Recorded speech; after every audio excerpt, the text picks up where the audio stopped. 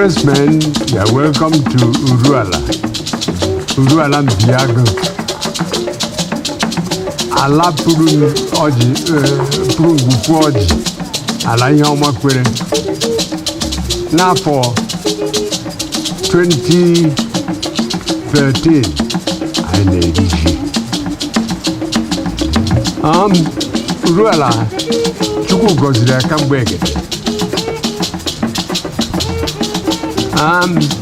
Onye tọrọ ntọala ya bụ onye a na-akpọ our patriarch Biago more than 1,000 years ago. Ọ bịara, he was a big hunter. Ọ bụ nnọọ onye ọrụ ugbo bụrụkwa ọchụnta. Otu ụwa si aga bụ a, ị ga-abụ first and foremost ị ga-abụ nnukwu farmer. Nke ọzọ a ga-enwe ihe eji mara gị apart from farming, which was a general occupation, a common occupation among the populace.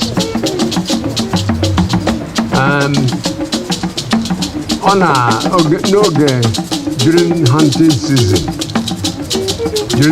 season, ọ na-apụ ibe ọzọ, ibe nwere oke ọhịa wee na-achụ nta. Mgbe a ka o ji isi Achịna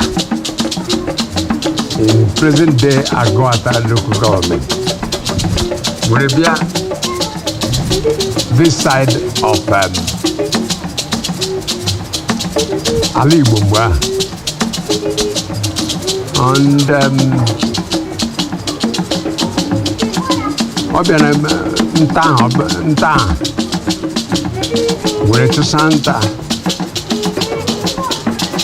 bịaruo wetu ede na dị were tega ji a na-akpọ ji mbụ ala. Ọ tara na ji a at the end of the hunting expedition, ya alachiga back to Achịna.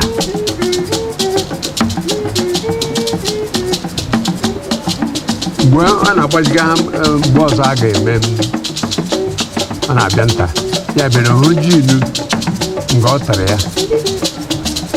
It blossomed, apart from all blossom, ya gwugo no, were bupụta ji tara ya n'anya. Nke o mekwara n'ihe a bụ ebe anyị na-akpọ uhu ala ndị Ichie maka ala uhu ezi uhu ala. Ogbe uhu ala bi na kọnkọn ebe a jikọtara ebe a nso about 400 meters from here, from Obi Ezuru ala. Ya na-akpọ abụ uhu ezuru ala. Ga-akọ gwere ji a were buto ya ruo eruo nnukwu n'anya, ya werezie kpege decide ya na ya ọ ga-ebi ebe a. He settled down were gbazie ebe ahụ ọ nọ uru ala. That is, benefit from the land, profit from the land. Uru ala. Na aha onye ahụ bara ebe a uru ala bụ Biago dịka Odozi bụ nna anyị. The founding father of Uruala as it is today. Mgbe ọ bara Uruala, ọ bụ ya bụ the origin of our name.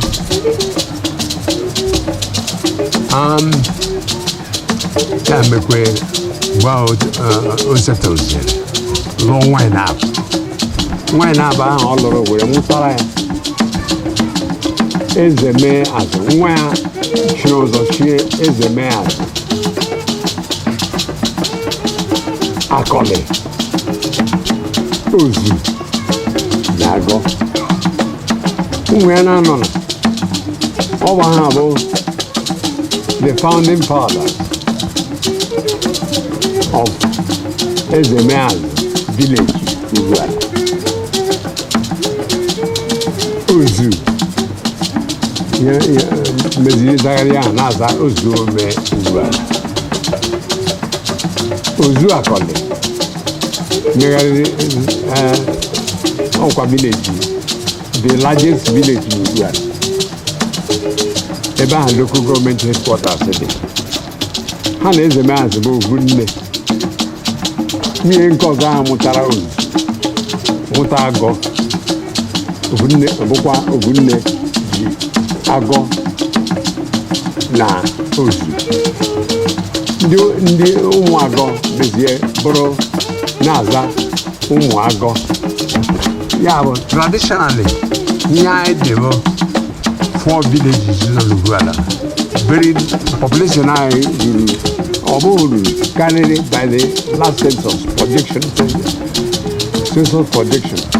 I did 45,000. Now the old Olu province, I was third largest after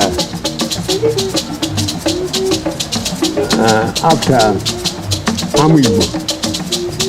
Awi-Idemili, I was third now in population, now old Olu division. Ụmụ ya na-anọ a mezie dijiasa in various directions maka na ọ bụkwa ha by conquest, ọ bụ by annexation, ọ bụ by treaty ka ndị be anyị ji biri nga na this side of Igbo land I bi now a na-akpọ mgbe mbụ Olu North East, now Ide-Atọ North. Almost through the process of deforestation. Ya bụ onye ya na-agbọta ọhịa ya biri ma taa mmena gị nọ ndị bụ agbata obi anyị bụ Oshina, Ntueke, Umuobum in the east. Oshina bụkwa ụzọ north. Obodo ukwu bụ north west. Ogweri, Ite-Owere, Obi-Ọhịa, Ụmụchima, abụsa ndị bụ ọsa oke gwa anọ bụ oke onye kpọtara oke ala onye katara ya were n'ike ọrụ kwago. So mgbe a ka about over 1,000 years otu nwoke mụrụ anyị mụrụ Ugwuala. We have been a very homogeneous community, peaceful, and I will respect for each other.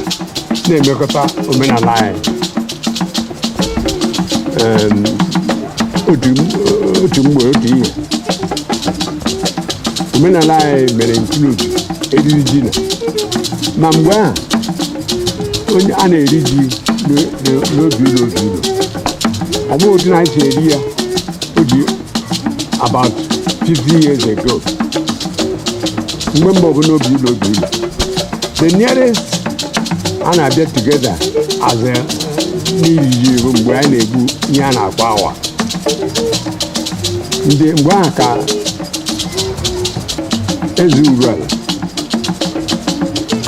na-agba ihe ndị Anambra na-akpọ ọfala. Ọ dị equivalent of Igbo awa nke anyị. Ugwuala niile na-agba ka alụ na-anọ orie mmiri not far from Amamebe a mee ihe a na-akpọ oriri mkpụrụ ji. Mgbe ahụ a na-aga egwu ji n'ugwu na ihe mazụ. Ndị niile ahụ mmadụ na-anọ ahụ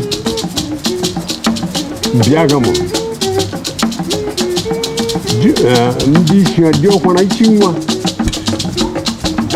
ọ bụ ya na-achị na village ya and ndị ọkwara ya bụ Ezemeaz from whose stock Nderipe na chewara ruo up to the 11th generation bụ mụnwa bụ the 11th traditional ruler of Uruala. Etu a ka ọ dị na the various villages nọ n'Uruala. Bekee na kpọrọ ya hereditary chieftaincy. The eldest son, surviving son, succeeding his father. Surviving is very important because Ebro Diokwana, Mango Winagano, will be a Panaga.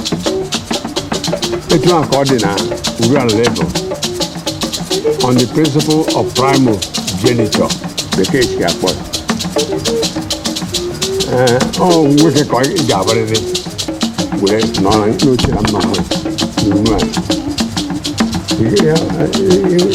wine, sauce of wine.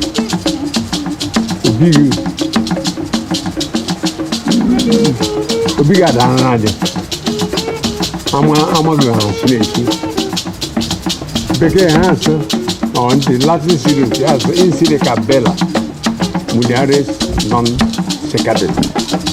In the land of Silica, women do not ascend the throne. So, all wicked. Bukwashima. Survive on that. I don't know, I'm not aware. And when Ezemeaz to Chico, Jokwana, Diag. Ezemeaz were away, Uturu, and also as a joker. Uturu were a muta.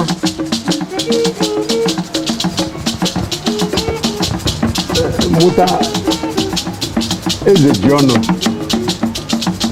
Is a journal with a muta. Is a man. Is a man with a muta. Is a agri. Is agri with a muta. Is a lady belly. Is a lady belly with a muta. Is aika. Is aika with a muta. Is ugo. Is ugo with a muta. Is anque. Nam with a muta. And Anna is about a Jacora, where I see.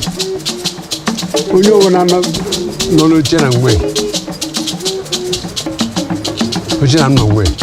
Then she rose up. Zao.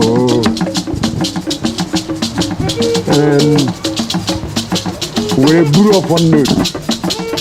Of one note, yeah, no, of one Diago.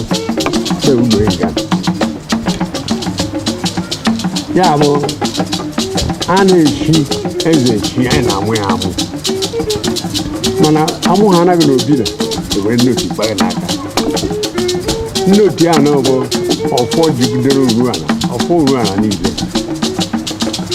Oh, yeah, Dominic, Anna she non Ruana. And I friend them. And the man only Dominic over Diago. Oh, I would be patron. Deity of Uruala. I'm a lawyer by profession. Of nearly 50 years standing.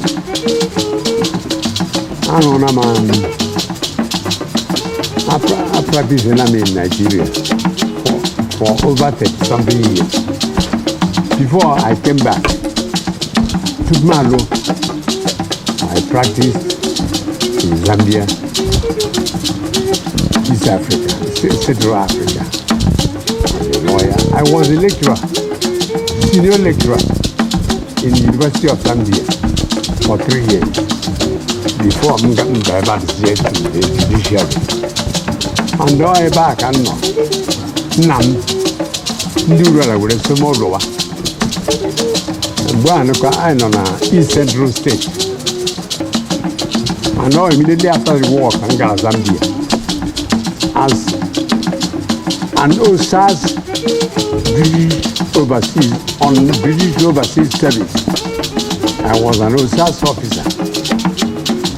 Ya bụ otu ha jiri ite ndị DO na ndị bekee ha bịa n'ọba aka echiri ga Zambia. Ebe a ka m si rụzie in 1977. And mgbe a nna m rụọ bịazie in deference to the desire of ndị be anyị. Ya were few step them down. Within 90 step we are down in 1946. His father died in 1948. Ugo na nne mmalụ ihu ya kịta. Nga nne ya bụ 1913. Oh my grandfather. So, ma ọ bụ eziokwu a na-enye ndị eze allowance. Ma mgbe ha nọrọ, ọgaranya ngada ka ha bụsa. Ma bekee a na-enye ha afọ a na-enye ha peni azụ ndị eze. So enwere m ya si ya ele-enye m ji onye ọbụla ga-egwerịrị aka ọrụ ya. My father was a big farmer. Ome onye na-amụ anyị n'okigiri anyị na otu ahụ m ji agachi bụrụ big farmer bịakwa o ji dere ebe anyị from the farming process. Etu a ka o si tụọ anyị. I would have been ya gara abụ sabụ lawyer. Agara m akpata akpa nna m site na aka ọrụ ya. Ya bụ a na-ekwu nte egwu na-echebe mana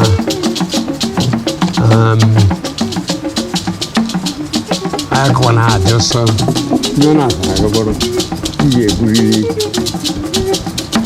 ọkụ nnu were achị ụnyahụ ezi uru ala bụ chike bụ nnu nkịta ebu nnu na anwụ